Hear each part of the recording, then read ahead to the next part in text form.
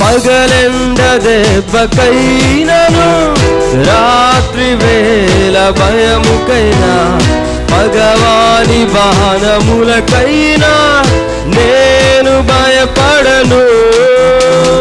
పగలెండ దెబ్బకైనను రాత్రి వేళ భయముకైనా పగవాని బాణములకైనా నేను భయపడను. నాకు ఆశ్రయము నా కోటయు యేసే, నాకు ఆశ్రయము నా కోటయు యేసే.